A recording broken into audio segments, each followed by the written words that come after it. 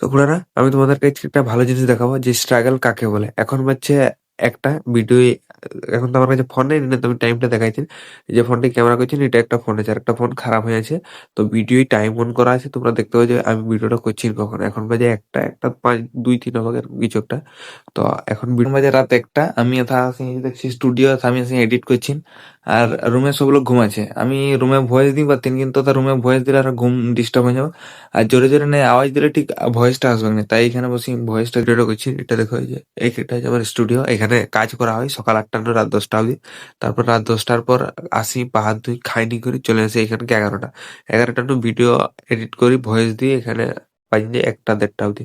তো যেদিন যেরকম হয় তো এখানে করছেন ভাই। একটা জিনিস জানি, স্ট্রাগল করলে একদিন না একদিন ঠিক সফল হবো।